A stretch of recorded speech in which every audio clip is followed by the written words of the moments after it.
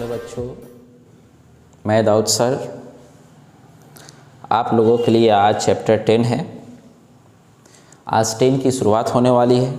ये हिस्ट्री का है लेसन 10, जिस लेसन का नाम उपनिवेशवाद और देहात है। यह सरकारी अभिलेखों के अनुसार यह अध्ययन किया जाता है कि उपनिवेशवाद और देहात क्या है। चलिए, सबसे पहले इस चैप्टर को शुरू करने से पहले हम यह जानते हैं कि उपनिवेशवाद क्या होता है और देहात क्या होता है। देहात तो लगभग आप सभी बच्चे या सभी लोग जानते ही हैं कि देहात उसे कहा जाता है जहाँ पे ग्रामीण क्षेत्र हो, यहाँ खेती बाड़ी की जाती हो या शहरी जैसी व्यवस्था न हो, वैसे इलाकों को हम देहात कहते हैं। तो देहात किसे कहते हैं? जहाँ पे कृषि कार्य पूर्ण रूप से होती हो उसे हम देहात कहते हैं।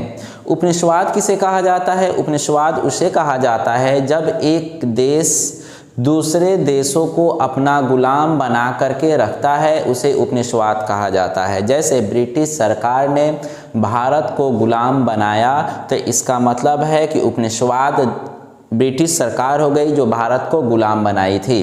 तो उपनिवेशवाद उसे कहा जाता है जो दूसरी कंट्री आकर के किसी अन्य कंट्री के ऊपर अपनी हुकूमत को जमाती है, वैसे समय को हम उपनिवेशवाद कहते हैं। तो क्या भारत उपनिवेशवाद देश था? तो हाँ था, वह ब्रिटिश सरकार की गुलाम थी। 200 सालों तक 16वीं सदी में ब्रिटिश सरकार अपना पैर पसारने को तैयार हो चुकी हुई थी और धीरे धीरे करके 17वीं और 18वीं सदी में पूर्ण रूप से भारत को अपने कब्जे में करके पूर्ण रूप से वह अपनी पैर पसार चुकी हुई थी। वह व्यापार के माध्यम से भारत के अंदर प्रवेश की और पूर्ण रूप से पूरे भारत को अपने कब्जे में पकड़ ली हुई थी। चलिए, तो हमने जाना कि उपनिवेशवाद क्या है। दूसरे देशों के द्वारा अपने देश या किसी अन्य देशों को अपनी हुकूमत के अंदर में रखना उपनिवेशवाद कहलाता है। चलिए, सबसे पहले जानते हैं उपनिवेशवाद की शुरुआत या देहात। देहात वह है जहाँ पे ग्रामीण इलाका को देहात कहा जाता है। क्या आपको पता है कि भारत में सबसे पुराना देहात एरिया कौन था? तो वह था बंगाल। बंगाल में पहली बार देहात का निर्माण या मतलब देहात का उपज या देहात का लफ्ज उपयोग किया गया।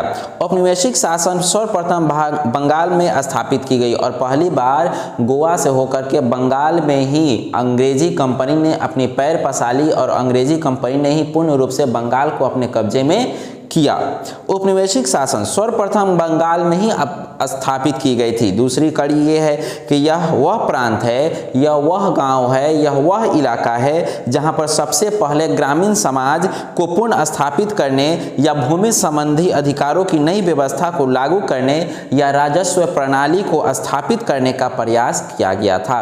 बंगाल एक ऐसा इलाका है जहां पहली बार उपनिवेशवाद की शुरुआत की गई। मतलब पहली बार ब्रिटिश सरकार ने बंगाल को अपने कब्जे में किया। तो ये तय हो जाता है कि उपनिवेशवाद की शुरुआत कहाँ हुई?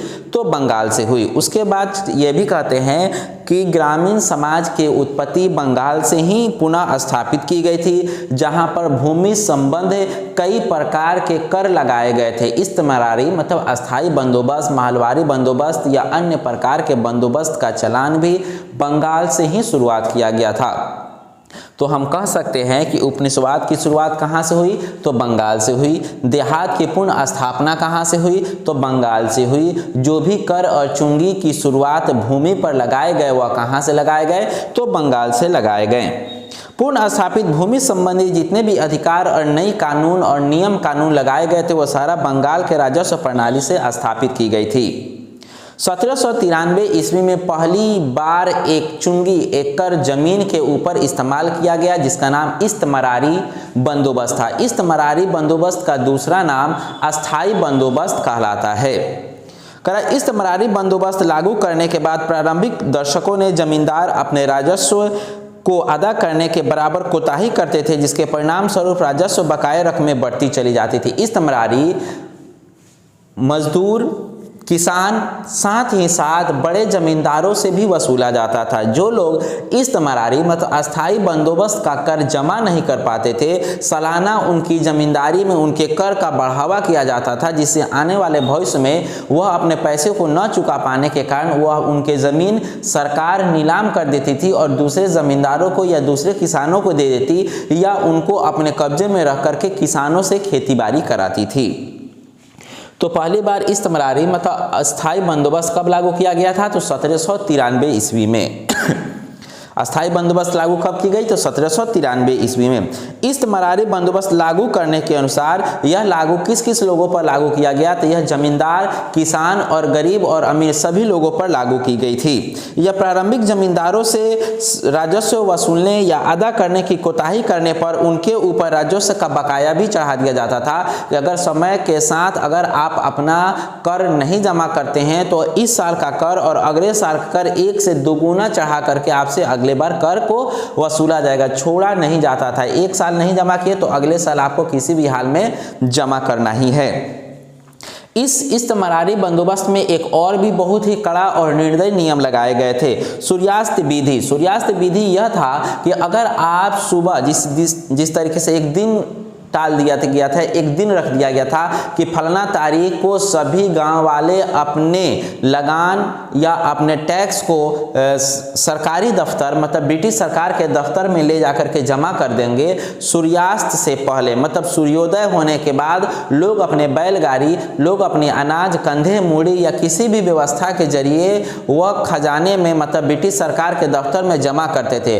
अगर किसी कारणवश अगर उस दिन सूर्यास्त से पहले अगर वह जमा नहीं कर पाते थे तो यह नियम के अनुसार उनके जमीन को कब्जे में कर लिया जाता था और उनकी जमीन को नीलाम कर दिया जाता था। साथ ही उन्हें के पास जितने भी अनाज थे सभी छीन करके उन्हें एकदम कंगाल कर दिया जाता था। ऐसे नियम को भी लागू किए गए थे अस्थाई बंदोबस्त में। इस्तेमारी बंदोबस्त लागू करने के बाद सूर्यास्त विधि की अपनाई गई। जमींदारों द्वारा एक निश्चित तारीख तय कर दिया गया और सूर्य अस्त होने से पहले अगर भुगतान नहीं होता था तो जमींदारी नीलाम कर दी जाती थी। अगर सूर्य डूबने से पहले अपने कर या अपने टैक्स को आप दफ्तर में नहीं जमा कर पाते थे तो जमींदारों के जरिए आपके ज़मीन को नीलाम कर दी जाती थी और वह ज़मीन दूसरे के हाथों बेच दी जाती थी या ब्रिटिश कंपनी उस ज़मीन को अपने कब्जे में रख करके दूसरे किसानों से खेती कराती और उसका पूरा का पूरा अनाज अपने कब्जे में रख लेती थी। कंपनी किसे कहा गया? तो ब्रिटिश सरकार को कंपनी भी कहा गया।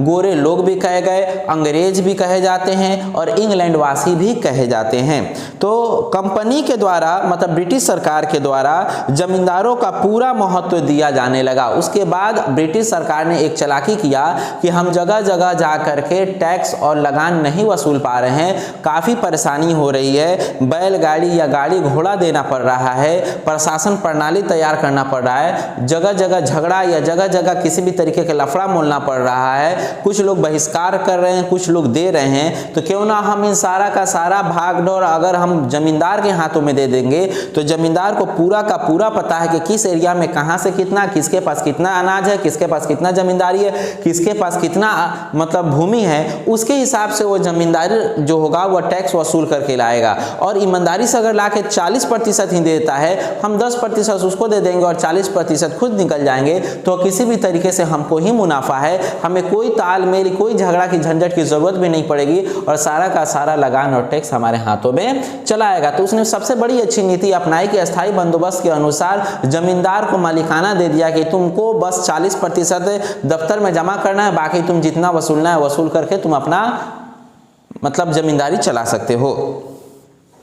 कंपनी के द्वारा जमींदारों का पूरा महत्व दिया जाने लगा। उन्हें नियंत्रित करने के लिए पूरा हक दे दिया गया कि तुम किसानों से लगान वसूल सकते हो किसी भी तरीके से, गलत व्यवहार या अच्छा व्यवहार से। और विनियमित रूप से सत्ता उनके वश में चला गया जमींदारों के हाथ में। और यह भी स्थापित कर दिया गया कि तुम अपनी जमींदारी किसी दूसरे से बेच भी सकते हो, उसमें 10% तुम्हारे बटा कट जाएंगे। साथ ही अपनी जमींदारी तुम्हारा अगर जमीन तुम्हारे पास जमींदारी चल रही है तो तुम अपने पुत्र को जमींदार बना सकते हो, उसका पुत्र जमींदार बन सकता है या तुम्हारा परिवार ही जमींदार रहेगा।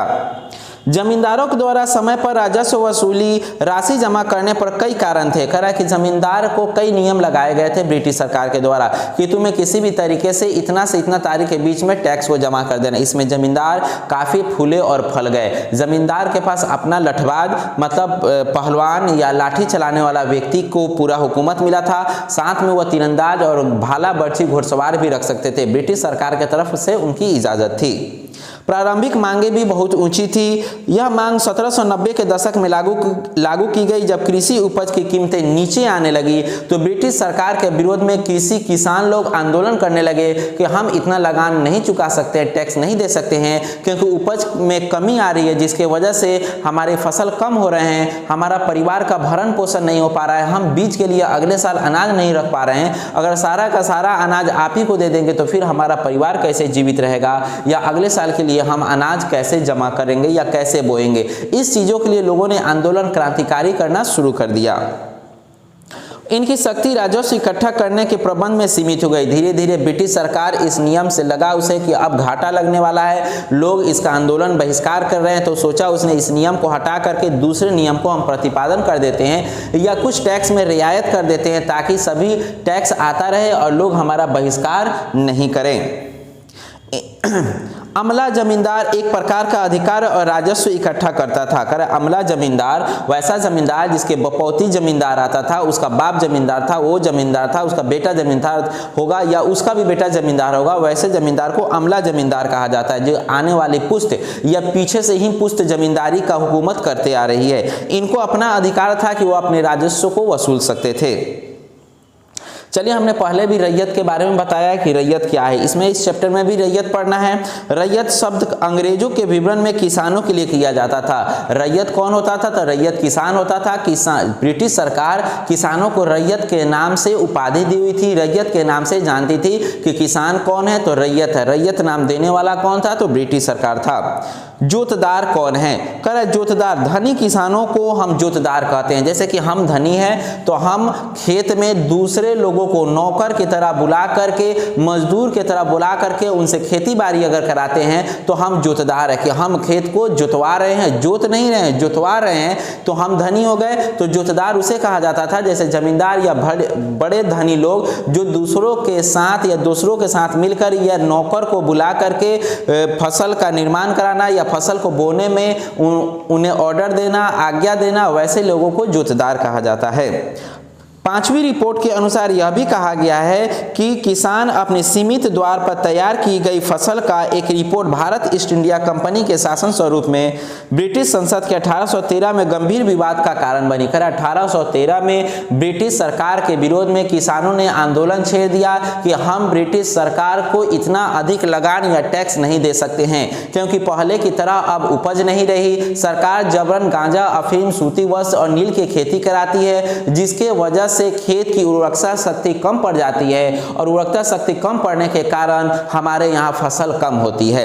अब कम होने के कारण सरकार के घर में पता है कि फलना व्यक्ति के पास 1 कट्ठा जमीन है जिसमें 5 कुंटल गेहूं होता है। 5 कुंटल में से 3 कुंटल या 2.5 कुंटल कहाँ देना है? तो ब्रिटिश सरकार को देना है। बस ब्रिटिश सरकार जानती है कि फलना व्यक्ति से हमको 2.5 कुंटल अनाज लेना है। अब तो इसको पता है कि 2.5 कुंटल हमको देना है, लेकिन पता नहीं क्या हुआ कि अकाल पड़ने के कारण हो या उस जमीन की उर्वरकता शक्ति कमी होने के कारण इस बार फसल 3.5 कुंटल ही हुआ।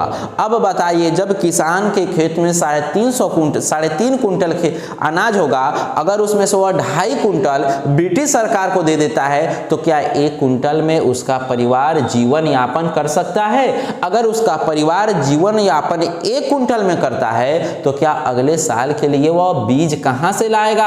अगर वह बीज के लिए बचाता है तो उसकी परिवार भूखे मर जाती है, या अपने वह परिवार को जिला लेता है तो वह अगले साल बीज रोपने के लिए कर्ज मांगेगा। जब एक जमींदार से कर्ज मांगेगा तो पहले कम ओहदे पर कम कीमत में देगा।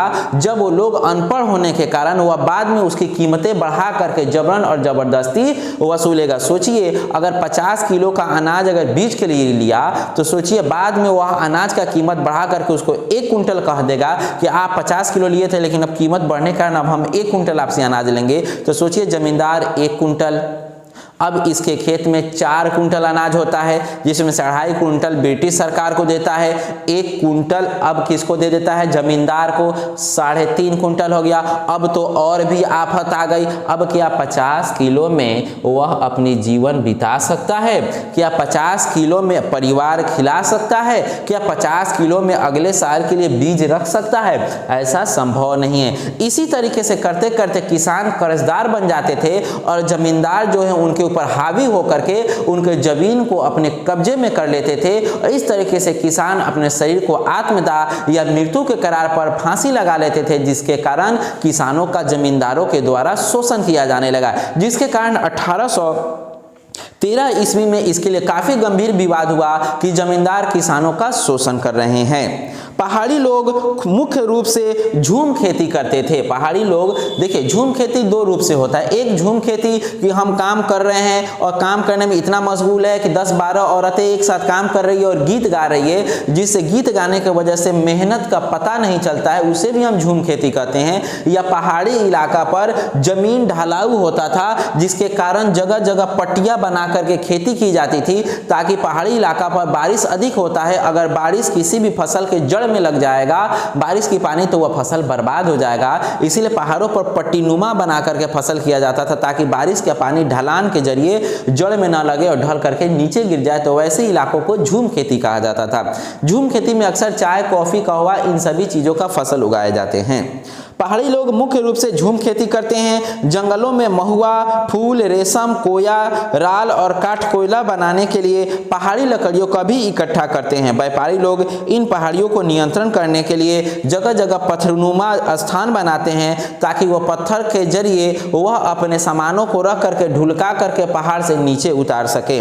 पहाड़ी लोग पहाड़ियों के जरिए वह अपना लकड़ी का व्यापार या अन्य प्रकार के फसल खेती बाड़ी का भी उपयोग करते थे।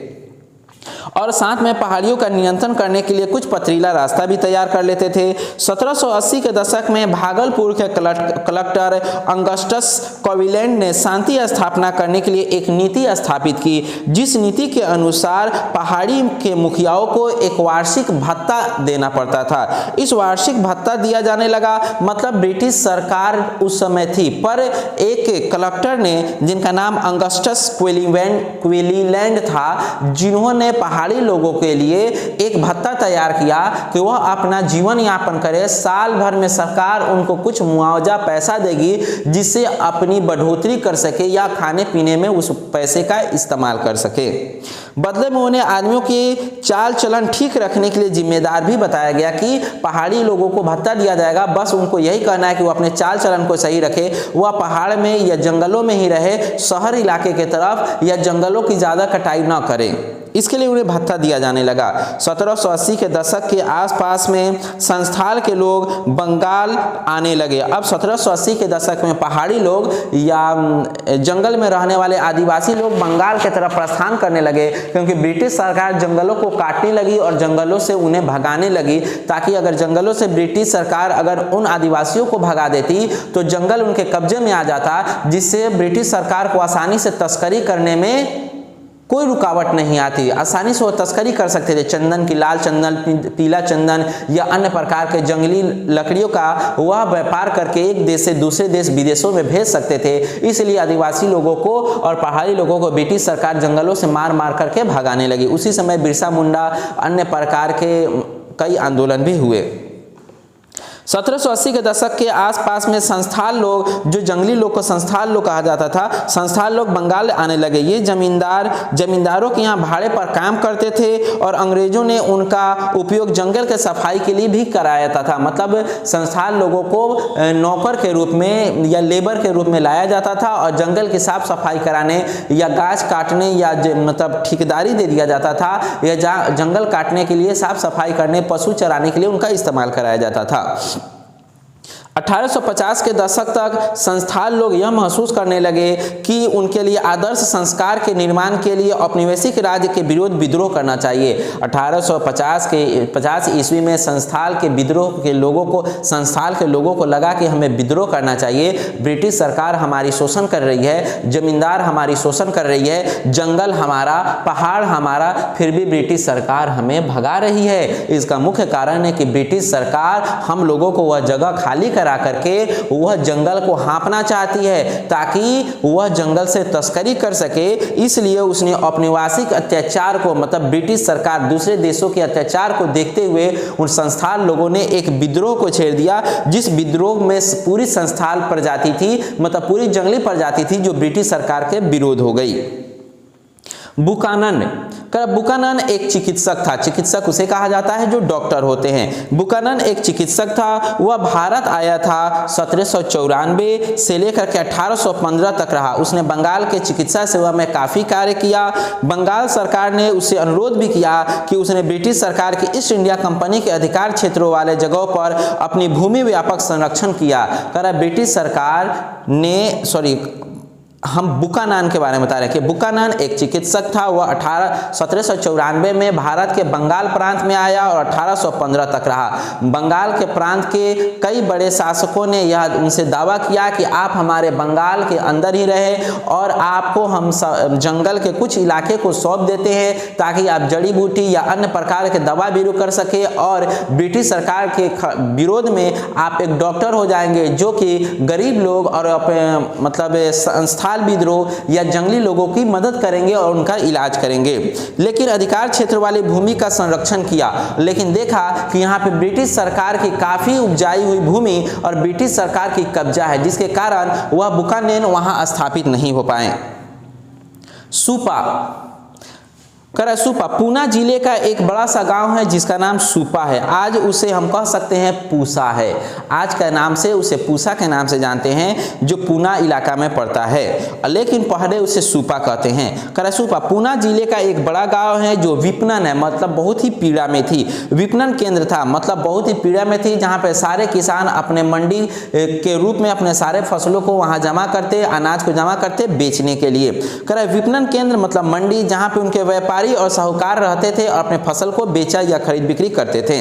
बंबई दक्कन में जो राजस्व प्रणाली लागू की गई, बंबई दक्कन में कुछ राजस्व प्रणाली को लागू की गई थी जिसे हम रैयतवाड़ी कहते थे। यह भी एक प्रकार का रैयतवाड़ी व्यवस्था, लगान वसूलने की ही एक व्यवस्था है। यह प्रणाली बंगाल में पहली बार बंगाल में लागू की गई।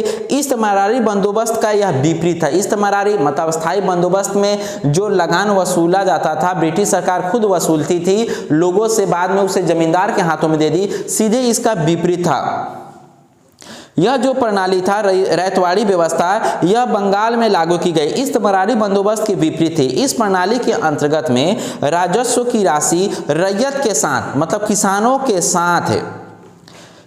के साथ तय की गई थी। डायरेक्ट इस पर जमींदार को हटा दिया गया है और ब्रिटिश सरकार डायरेक्ट किसानों से बात की और किसानों से बात करके डायरेक्ट किसानों से वसूलना शुरू कर दी। तय की 1832 से लेकर के 1834 तक, मतलब 2 साल तक यह वर्षों में देहाती इलाकों में एक बार अकाल पड़ गया और अकाल के चपेट में आने के कारण पूरा इलाका का फसल ही बर्बाद हो गया। कि देहाती इलाके का अकाल के चपेट में आकर बर्बाद हो गया। दक्कन का 1/3 पशुधन मौत हो गया और दक्कन प्रदेश का 1/3 हिस्सा, मतलब 3 रुपया में से 1 रुपया, 1/3 हिस्सा का पशु और फसल दोनों का दोनों बर्बाद हो गए। पशुधन मर गए और फसल बर्बाद हो गए, सूखे पड़ गए। यह पशु के मौत के मुंह में चला गया। आधी मानव की संख्या मौत के घाट पर उतर गई और आधे लोग भूखे मरने लगे। पूरा लगभग आधा गांव खाली हो गया था। दक्कन प्रदेश में, यह बंगाल में थी, पूना में यह दक्कन प्रदेश में थी। बंबई दक्कन का पहला राजस्व बंदोबस्त कब लागू की गई? तो 1820 के बंबई के दक्कन इलाके में लागू की गई थी। अमेरिका में 1961 में गृह युद्ध छिड़ गया था। 1961 में क्या छिड़ा था? तो गृह युद्ध छिड़ा हुआ था अमेरिका में, अमेरिका के अंदर। अमेरिका में 1961 में गृह युद्ध छिड़ गया तो ब्रिटेन के कपास क्षेत्र में तहलका मच गया। ब्रिटेन जो था वह कपास का सबसे अच्छा मार्गदर्शक था, वह कपास का लेन देन करता था, सबसे ज़्यादा भारत से ही कपास ले जाती थी। तो जब देखा कि अमेरिका के अंदर में गृह युद्ध छिड़ गया है तो ब्रिटेन के कपास क्षेत्रों में तहलका मच गया, क्योंकि अमेरिका से कपास का आयात मुश्किल हो गया। अब जो ब्रिटिश सरकार अमेरिका में जाकर के कपास का बिक्री करती थी, अब मुश्किल हो गया कि ब्रिटिश सरकार अब ब्रिटेन अमेरिका नहीं जा सकती थी, क्योंकि अमेरिका में पहले से ही बहुत अधिक गृह युद्ध चल रहा था, जिसके कारण वह व्यापार अधिक क्षेत्रों तक नहीं फैल पाता या सरकार अनुमति नहीं देती कि आप हमारे यहाँ करके व्यापार करिए।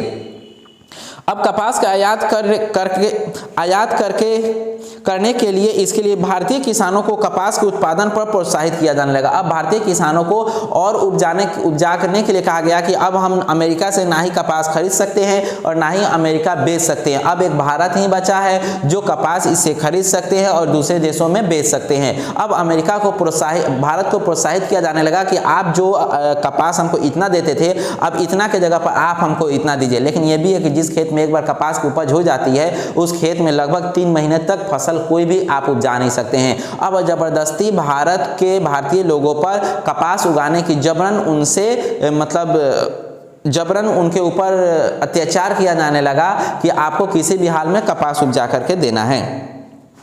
कपास आपूर्ति के संग में 1857 में मैनचेस्टर कॉटन कंपनी ने 1869 के उद्देश्य में यह बताया कि दुनिया के हर भाग में कपास का उत्पादन प्रोत्साहित करना चाहिए। यह जो था कपास आपूर्ति के लिए 1857 में मैनचेस्टर के एक राजा कंपनी ने यह कहा कि दुनिया के हर देशों में कपास उगाना चाहिए, क्योंकि कपास एक ऐसा धागा है, सूती वस्त्र है जो हर देशों में इसका इस्तेमाल किया जाता है। तो यह मैनचेस्टर के कॉटन कंपनी ने कहा था कि देश के हर देशों में कपास उगानी चाहिए।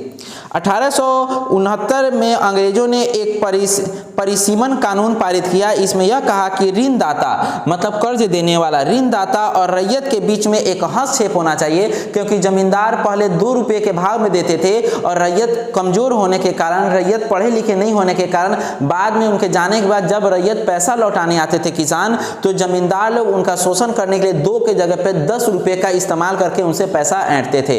इसीलिए 1869 में अंग्रेजी कंपनियों ने एक कानून पारित कर दिया। इस कानून के अनुसार यह कहा गया कि ऋणदाता मतलब जमींदार और रैयत के बीच में एक हस्ताक्षरित होगा, मतलब कागज बनेगा कि हमने इतने के भाव में इस नाम के व्यक्ति को, रैयत को इतना पैसा दिया, इतना साल के लिए, समय आने पर अगर नहीं लौटाने पर इनकी जमीन बिक्री कर दी जाएगी या नीलाम कर दी जाएगी। ऐसे कागज बनाए जाने लगे। यह ऋण तंत्र के अनुसार केवल 3 वर्षों तक का ही कागज था। अगर 3 वर्षों के अंदर में अगर आप अपना अनाज या पैसा दे करके अगर जमींदार या ऋणदाता का कर्ज चुका देते हैं तो जमीन आपका, अन्यथा 3 साल के बाद जमीन जमींदार का हो जाता था या ऋणदाता का हो जाता था, किसान कुछ नहीं कर पाते थे। ऐसे कागज का निर्णय तैयार किया गया है। इस कानून के उद्देश्य अनुसार बहुत से समय तक ब्याज से संचित होने पर रुका गया और बहुत से रैयत को रिलीफ मिला कि चलो 3 साल के अंदर में हम अपना कर्ज चुका देते हैं। 3 साल के अंदर में लोग चुका देते थे और उनकी जमीनें बच जाती थी। जब विद्रोह दक्कन में फैला तो शुरू में बंबई सबसे ज़्यादा इससे प्रभावित हुआ। बंबई की सरकार उसे गंभीरतापूर्वक लेने को तैयार नहीं था कि हम अपने बंबई में किसी भी प्रकार के आंदोलन नहीं करना चाहते हैं। लेकिन भारत सरकार के दबाव के कारण बंबई की सरकार ने दंगों की छानबीन की और दक्कन दंगा के आयोग बैठाया कि दक्कन में जितने भी लोगों ने दंगा किया, काट मार, झगड़ा झुगड़ी किया, ब्रिटिश सरकार और रैयत और ऋणदाता जमींदारों के बीच हुआ, इन सारे का रिपोर्ट जाहिर किया जाए ताकि मुख्य आरोपी को सजा दी जा सके। आयोग के रिपोर्ट के अनुसार 1878 ईस्वी में ब्रिटिश संसद में इसका मुआवजा पेश भी किया गया। चलिए अब हमें इस चैप्टर को लगभग अंत करार पे है और यह उपनिषद के कुछ मुख्य बिंदुओं को हम पढ़ते हैं। बंगाल और वहां के जमींदार। सबसे पहली बार बंगाल के अंदर ही भूमि से लगान वसूलने और मतलब टैक्स वसूलने की अनुमति दी गई। वह अनुमति कौन सी थी? तो इस्तमरारी बंदोबस्त थी, जिसको हम अस्थाई बंदोबस्त कहते हैं। वर्तमान में नई नीलामी की घटना भी शुरू बंगाल से ही की गई कि अगर आप कुछ दिनों तक अगर आप अनाज या पैसे का दुगुना या उसका टैक्स आप या उसका ब्याज नहीं जमा कीजिएगा तो हम आपके ज़मीन को अपने कब्जे में कर लेंगे या आपके ज़मीन को नीलाम कर देंगे, बेच देंगे। इस्तमरारी बंदोबस्त, अस्थाई बंदोबस्त ही लागू किया बंगाल में। उसके बाद अगर समय पर आप कर्ज नहीं चुकाने पर नीलाम कर दी जाती थी, ऐसी व्यवस्था भी बंगाल में लागू की गई थी।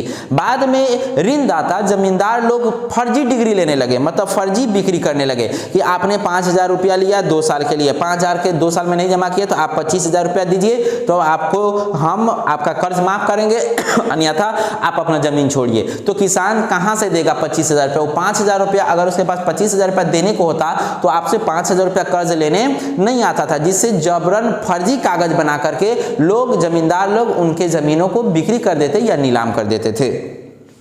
आदान के लिए राजस्व की समस्या भी होने लगी। लोगों के पास अनाज नहीं था कि वह खेती बाड़ी कर बीजारोपण कर सके ताकि फसल का निर्माण हो सके, जिसके कारण जमींदार उनसे हस्तांतरण कराते। जमींदार उनके जमीन पर कागज पर सिग्नेचर करा लेते थे कि 2 साल या 3 साल के अंदर में अगर आप जमीन का मुआवजा या आप अनाज का पैसा नहीं जमा करेंगे तो जमीन आपकी हमारी हो जाएगी। कभी कभी ऐसा होता था कि अकाल पड़ जाने के कारण, फसल न देने के कारण जमींदार लोग जबरन और जबरदस्ती उनके जमीनों को नीलाम कर देते या अपने नाम से ले लेते थे। जमींदारी भूस्वामी से न होकर राजस्व सहमर्ता होती थी। जमीन जबरन वसूला जाता था उनसे, उन पर से टैक्स। राजस्व राशि का भुगतान करने के लिए जमींदार कोई भी कदम उठा सकते थे और कभी चूक नहीं होते थे। किसी भी तरीके से उनको टैक्स लेना था। अगर वह समय पर टैक्स नहीं लेते तो ब्रिटिश सरकार को जमींदार अपने घराने से ले जाकर के ब्रिटिश सरकार को भरते थे। जोतेदार का उदय कब हुआ? जब ब्रिटिश सरकार जमींदार को साइड कर दिया। रैतवाड़ी बंदोबस्त में जब ब्रिटिश सरकार जमींदार को अलग करके डायरेक्ट किसान से बात की तो उस समय ऋणदाता लोग, मतलब धनी लोग, काफी उपज ले लिए, जिनको जोतेदार कहा जाता है। जमींदारों को ओर से प्रतिरोध करने वाली फर्जी बिक्री या नीलाम करना, स्त्रियों के नाम पर संपत्ति को सुरक्षित कर देना, मतलब इंश्योरेंस तैयार करना, ऐसे तैयार को फर्जी बिक्री के नाम से जमींदारों ने पहली बार शुरू की गई थी। 5वीं रिपोर्ट के अनुसार यह भी कहा जाता है कि ईस्ट इंडिया कंपनी के चीन और भारत के व्यापार का एक अधिकार को रद्द कर दिया गया। 5वीं रिपोर्ट के अनुसार यह कहा गया कि भारत और चीन के बीच में जो व्यापार की नीति अपनाई गई थी उस नीति को रद्द करते हुए देखा गया कि अब भारत और चीन किसी भी पक्ष में व्यापार नहीं करेगा। कंपनी का कुशासन और अव्यवस्थित प्रशासन जो है वह प्रसार समिति के अनुसार वह किसी भी तरीके की संपत्ति का न लेन करेगी न देन करेगी, लेन देन बंद कर देगी। कुदाल और हल का उपयोग पहली बार बंगाल में शुरू की गई क्योंकि देहात का आगमन पहली बार बंगाल में ही शुरू हुआ था। राजमहल की पहाड़ियों में, राजमहल उसे कहा गया जो जिसमें राजा या ब्रिटिश सरकार रहती थी, उसे राजमहल, और पहाड़ियाँ उसे कहा जाता था जहाँ पे संस्थाल लोग रहते थे, मतलब जंगली या आदिवासी लोग रहते थे, उसे संस्थाल कहा गया। बुकानान के अनुभव के अनुसार यह भी बताया गया, बुकानान एक प्रकार का चिकित्सक था जो भारत के अंदर में आया हुआ था। पहाड़ी लोगों के निवास और व्यवसाय को अपनाने के बाद बुकानन को यह बताया गया कि आप हमारे भारत में ही रह जाइए ताकि लोगों का इलाज सही ढंग से हो सके। अस्थायी कृषि का विस्तार बंगाल से ही शुरू हुआ था। पहाड़ियों और मुखियों की भत्ता देकर स्थापित करने की प्रथा भी बंगाल से शुरू हुई थी। संस्थाल लोगों का आगमन बंगाल से शुरुआत की गई थी। संस्थाल जो थे वह अगुआ थे, मतलब वह एक प्रकार के मेहमान थे। इस जंगल के इलाके से जब अनाज या मतलब खाने पीने की समाप्त हो जाती तो यहाँ से बढ़ करके यहाँ जाते यहाँ घूमते रहते थे, इसीलिए उन्हें मेहमान का भी रूप दिया गया। बुकानान का विवरण करा कि ईस्ट इंडिया कंपनी के लिए बुकानान एक प्राकृतिक संसाधनों का खोज करने के लिए भारत में आए थे ताकि यहाँ की जड़ी बूटी और चिकित्सा प्रणाली को बढ़ाया जा सके। वनों में कृषि की भूमि को बदलने के प्रयास में बुकानान ने कई जड़ी बूटी की खोज भी की। बंबई में पहली बार रैतवाड़ी बंदोबस्त को भी लागू किया गया था। किसानों के द्वारा साहूकार बही खाते को जलाना, अनाज को लूटना पहली बार बंबई में ही की गई थी, जिसमें यह विद्रोह संस्थाल विद्रोह के लोगों ने विद्रोह किया था। अहमदनगर का विद्रोह भी आप वहीं सुनेंगे, बंगाल का ही एक विद्रोह है। अंग्रेजों के सामने 1857 का विद्रोह भी यह अंग्रेजों के विरोध में हुआ था, जो अगले चैप्टर में 1857 के विद्रोह आपको पढ़ने को मिलेंगे। गिरफ्तारी के दौर जब यह रिपोर्ट तैयार किया गया था तो इस दंगल के अनुसार ब्रिटिश सरकार ने कई किसानों को, कई नेताओं को गिरफ्तार भी किया और उन्हें जेल में भी डाला गया था।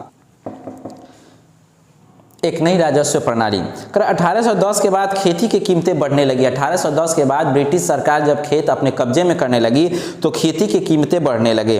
औपनिवेशिक सरकार द्वारा भू राजस्व का उपाय सोचा जाने लगा।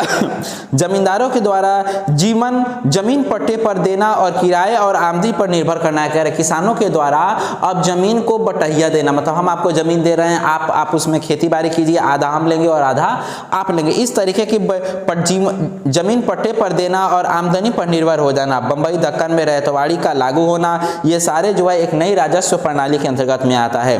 राजस्व की मांग और किसान का कर्ज, लोगों के दिन प्रतिदिन कर्ज बढ़ते चला जाता था और किसान अपने भरण पोषण के लिए, लोग किसान मानते नहीं थे कर्ज लेने से लिए, जिससे जमींदार इनका पूर्ण रूप से फायदा उठाते और जमीन को उनके कब्जे में कर लेते थे। बंबई में कठोरतापूर्वक राजस्व का वसूला जाता था। 1832 के बाद कृषि उत्पादों पर काफ़ी तेजी से गिरावट होना शुरू हो गया कि कृषि में काफ़ी तेजी से उत्पादनों में गिरावट हुआ, क्योंकि ज़मींदार उनके किसानों की ज़मीन छीन लेते थे और ज़मींदार के पास जो ज़मीन होता वह बंजर पड़ा रहता था, जिसके कारण फसल में क्या हो गई, धीरे धीरे गिरावट होने लगी। अकाल के चपेट में आने लगे, जिसमें कृषि के कारण पशुधन की कमी होने लगी। कृषि भी कम हो गया, पशुधन की मौत हुई और आधे मनुष्य भी मारे गए भूख के कारण। 1840 के बाद कृषि के आर्थिक सुधार में फिर से शुरुआत होने लगा। 8 सालों तक लगभग इसकी पीड़ा उठाई वो। फिर कपास की तेजी आई, फिर धीरे धीरे कपास बोने और खेती करने में तेजी आने लगी। जब अमेरिका में गृह युद्ध चल रहा था तो ब्रिटेन ने कपास को तेजी करने के लिए भारत के अंदर में लोगों को प्रेरणा देने लगा, ताकि भारत के लोग भी कपास की खेती कर सके। अमेरिका से कच्चा माल लेने से ब्रिटिश की चिंता होने लगी, क्योंकि अमेरिका के अंदर में गृह युद्ध छिड़ गया था। 1857 में ब्रिटेन ने कपास की आपूर्ति के संघ की स्थापना कर दी। 1869 में मैनचेस्टर कॉटन कंपनी की स्थापना की गई, जिसमें सिर्फ कॉटन से बनने वाले सामग्री तैयार होते थे। भारत में कपास की खेती पर काफ़ी दबाव दिया गया। 1861 में अमेरिका के अंदर गृह युद्ध की शुरुआत हो गई। बंबई में कपास की खेती का प्रोत्साहन दिया गया कि बंबई में लोग कपास की खेती के कारण लोग कपास का नए नए तरीके का कपड़ा या अन्य प्रकार के वस्त्र का उत्पादन किए जाने लगे। दक्कन में गांव के किसानों पर एक ऋण पर आश्रित हो गए कि हमें कर्ज मिलेगा तो कर्ज के जरिए हम अपनी खेती बाड़ी करेंगे। ऋण का स्रोत सूख गया, मतलब ऋण जो था वह जब ऋणदाता जमींदार लोग जब ऋण नहीं देते थे तो उनकी खेती क्या हो जाती थी, बर्बाद हो जाती थी। अमेरिका के गृह युद्ध के बाद कपास का उत्पादन आरंभ हुआ था। भारतीय कपास के उत्पादन में काफ़ी गिरावट आ गई। किसानों से ऋण का कपास मांगना और राजस्व की मांग का बढ़ावा हो गया कि ऋणदाताओं के जरिए लोग खेती बाड़ी करने के लिए, फसल बोने के लिए पैसा मांगने लगे, जिससे ऋणदाता उन्हें पैसा नहीं देते थे, क्योंकि कर्जदार अधिक हो गए थे, ऋणदाताओं के पास पैसे की कमी आ गई थी। अन्याय का अनुभव, जमींदार लोग काफ़ी रैयत पर अन्याय करते थे। ब्रिटिश सरकार भी रैयतों पर अन्याय करती थी। इसमें अगर ब्रिटिश सरकार फला फूला, जमींदार फला फूला और सबसे ज़्यादा किसी का शोषण किया गया तो वह किसान थे। ऋणदाता का संवेदनहीन होना, मतलब ऋणदाता धीरे धीरे संवेदनहीन होने लगे कि अब मेरे पास पैसा नहीं है, जमीन तो बहुत हो गया पर पैसा है ही नहीं कि लोगों को हम कर्ज दे सके। ब्याज का मूलधन अधिक होने लगा, लोग कर्ज देते थे और मूलधन जो 5% की जगह पर 25% कर्ज लेने ब्याज लेने लगे, जिससे मूलधन में काफ़ी वृद्धि होने लगी। 1869 में अंग्रेजों के द्वारा परिसीमन कानून लागू कर दिए गए, दस्तावेज बनाए गए ताकि कोई भी अगर कर्ज लेता है तो 3 साल के अंदर में अगर कर्ज चुकाता है तो उसका ज़मीन उसका, अन्यथा जमींदार उस ज़मीन को दूसरे हाथों बेच सकते हैं। इस तरीके से कई प्रकार के नियमों को लागू किए गए। दक्कन दंगा भी हुआ जो 1878 ईस्वी में ब्रिटिश पार्लियामेंट में इस दंगा का रिपोर्ट भी तैयार करके जारी किया गया, जिसमें दक्कन दंगा रिपोर्ट भी पेश किया गया।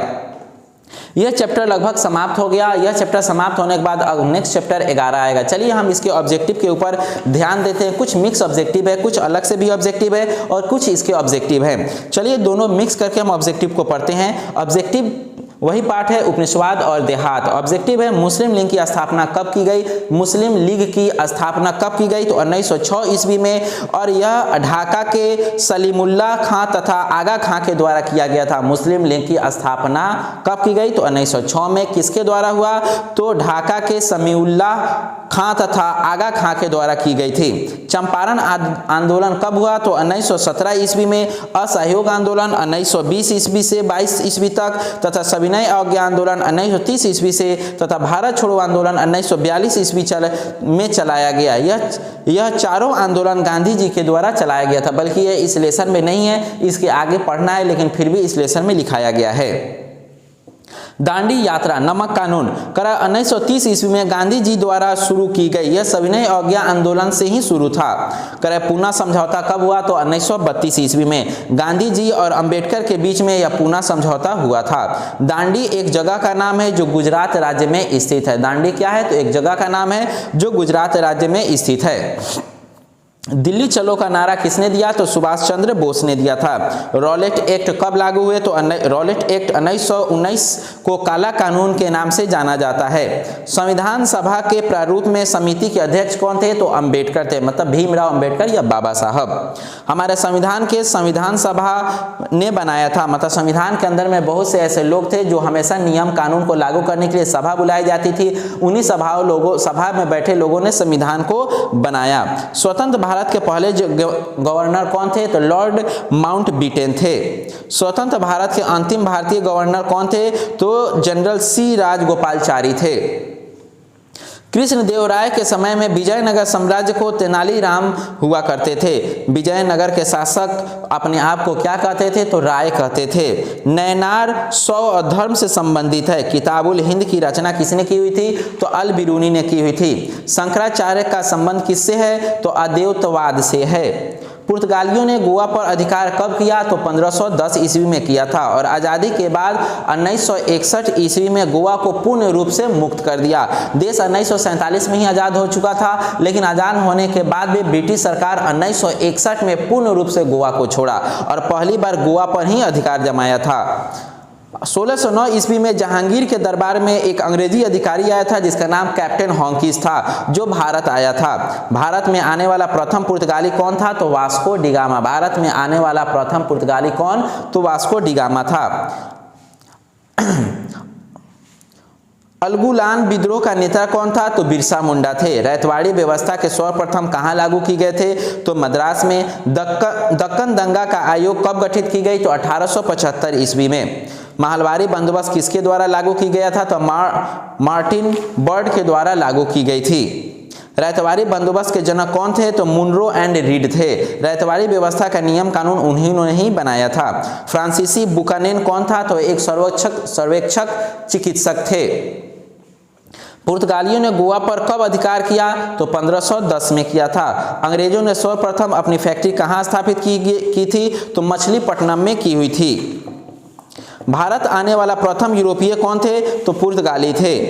बंगाल और बिहार में अस्थायी बंदोबस्त शुरू करने के लिए किसे श्रेय दिया जाता है? तो लॉर्ड कॉर्नवालिस को दिया जाता है। उन्होंने ही बंगाल और बिहार में अस्थायी बंदोबस्त लागू की हुई थी। महाराजा मेहताब चंद्र का जीवन काल कब से कब तक था? तो 1820 से लेकर के 1879 तक था।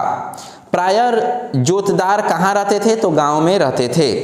अमला किसके द्वारा भेजा अधिकारी होता था? तो जमींदार के द्वारा भेजा गया अधिकारी होता था, जो टैक्स वसूलने के काम करते थे। शिकमी रैयत को बंगाल के जमीन कौन पट्टे पर देता था? वह किसको देता था? तो रैयत मतलब किसान को देता था। चार्ल्स कॉर्नवालिस के जीवन काल कब से कब तक था? तो 1738 से लेकर के 1805 ईस्वी तक था। 18वीं शताब्दी में बंगाल की नीलामी की कितने प्रतिशत अधिक बिक्री की गई? तो 95% फर्जीवाड़ा बिक्री की गई थी। माज महल की पहाड़ियों में मुख्यतः जो लोग रहते थे उसे क्या कहा जाता था? तो संस्थान लोग या पहाड़ी या आदिवासी लोग। कॉर्नवालिस कोड बना कब? तो 1793 ईस्वी में कॉर्नवालिस का कोड बना था। ईस्ट इंडिया कंपनी की स्थापना कब हुई? तो 1600 ईस्वी में। संस्थाल विद्रोह कब हुआ? तो 1855 ईस्वी में। संस्थाल विद्रोह का नेता कौन था? तो सिद्धू थे। भारत में अस्थायी बंदोबस्त कहाँ लागू किया गया था? तो बंगाल और बिहार में। सिद्धू और कान्हू किस विद्रोह के नेता थे? तो संस्थाल विद्रोह के नेता थे। संस्थाल विद्रोह का नेतृत्व किसने किया था? तो सिद्धू और कान्हू ने। अस्थायी बंदोबस्त किससे जुड़ा है? तो लॉर्ड कॉर्नवालिस से जुड़ा है। चलिए, हमने 44 ऑब्जेक्टिव बताया। ये सारे ऑब्जेक्टिव इंपॉर्टेंट है, कुछ इस लेसन के हैं, कुछ आगे के लेसन से हैं। जो कुछ पीछे लेसन में का छूट गया था उस लेसन से भी उठा करके जो बच जाता है, देखिए कहिएगा सर आप उसमें से मिक्स पढ़ा रहे हैं, उसमें कभी बता रहे हैं, जो लेसन उसमें से छूट जाता है ना, तो हम क्यों उसको छोड़े? हम ईमानदारी से पढ़ना चाहते हैं, तो उसमें हम नहीं छोड़ना चाहते, इसीलिए जो छूट गया रहता है अगले लेसन में उसमें प्रवेश कर दिया जाता है। कुछ चीजें ऐसे हैं कि जो अगले लेसन में भी पढ़ना रहता है और इस लेसन में भी पढ़ना है, तो इंपॉर्टेंट होता है तो हम इस लेसन में भी डाल देते हैं और उस लेसन में भी डाल देते हैं, ताकि इस लेसन से पढ़ करके जाइएगा तो जब उस चैप्टर को या हमारे पढ़ाई हुए चीजों को पहले से थोड़ा बहुत आपको जानकारी रहेगी। इसलिए आगे और पीछे के दोनों लेसनों में से ऑब्जेक्टिव सिर्फ ऑब्जेक्टिव को मिक्स किया जाता है। लघुतरीय और दीर्घोत्तरीय रेयर में 1-2 आ जाता है, नित्य नहीं आता है। चलिए हम शॉर्ट क्वेश्चन को देख लेते हैं, सिर्फ क्वेश्चन को। रैतवाड़ी भू राजस्व बंदोबस्त की विशेषताएं क्या है, उस पर प्रकाश डाले। शॉर्ट क्वेश्चन है। पहला नंबर। दूसरा नंबर है संस्थानों ने ब्रिटिश शासन के विरोध और विद्रोह क्यों किया, यह दूसरा लघुत्तरीय प्रश्न है। तीसरा लघुत्तरीय प्रश्न, अस्थायी बंदोबस्त से कंपनी को क्या लाभ हुआ। चौथा है ब्रिटिश शासन की भू राजस्व व्यवस्था का वर्णन कीजिए। पांचवा है पहाड़ी लोगों की जीवन का क्या साधन था। निश्चित है झूम खेती, पहाड़ी और जंगल, जड़ी बूटी, जंगली जानवर और फसल। छठा जो है दक्कन दंगा आयोग को क्यों स्थापित किया गया। सातवां लघुत्तरीय प्रश्न है कि मद्रास, बंबई, कलकत्ता और अंग्रेज कब बसे और बंबई कैसे अनेक अधिकारियों में आ गए। उसके बाद हम लॉन्ग क्वेश्चन पढ़ते हैं। टोटल हमारा लघुत्तरीय जो है 7 है और शॉर्ट ऑब्जेक्टिव 44 है। इस लेसन 10 का ऑब्जेक्टिव 44, लघुत्तरीय 7 और दीर्घोत्तरीय के तरफ चलते हैं कि दीर्घोत्तरीय प्रश्न क्या है। महलवाड़ी व्यवस्था पर एक संक्षिप्त टिप्पणियां लिखें। 2 नंबर, किसी उत्पादन में महिलाओं की भूमिका का विवरण करें। 3 नंबर, उपनिवेशवाद क्या है, इसकी स्थापना के कारण बताइए। 4 number question, long question, ryotwari क्या है, इसके सामाजिक और आर्थिक पर प्रभाव क्या पड़ा, इसका विवरण करें। 5वां नंबर क्वेश्चन है लॉन्ग, भूमि अस्थायी बंदोबस्त क्या थी, इसकी मुख्य विशेषताओं को बताइए। अथवा उसी क्वेश्चन को दूसरे रूपों में, भूमि की अस्थायी बंदोबस्त के गुण और दोष का वर्णन करें। टोटल इसमें 5 क्वेश्चन लॉन्ग है, 7 क्वेश्चन शॉर्ट है, 44 क्वेश्चन ऑब्जेक्टिव है। यह लेसन समाप्त होता है उपनिवेशवाद और देहात। उम्मीद करते हैं कि आपको समझ में आया होगा। आप लोग ज़रूर इस प्रश्न को याद करें और ताकि आपको 2022 में जो एग्ज़ाम आने वाला है या अन्य एग्ज़ाम आने वाले हैं उसको अच्छे से आप सॉल्व करके अच्छा नंबर उठाइएगा। उम्मीद करते हैं कि ये वीडियो अच्छा लगा होगा। जो बच्चे सब्सक्राइब नहीं किए हैं वो सब्सक्राइब कर लें ताकि हर वीडियो के डालने के बाद उनके पास नोटिफिकेशन चला जाए, जिससे वो हमारे हर वीडियो को देख सकते हैं और लाभ उठा सकते हैं। Best of luck. उम्मीद करते हैं कि आप मन लगा के पढ़ते होंगे।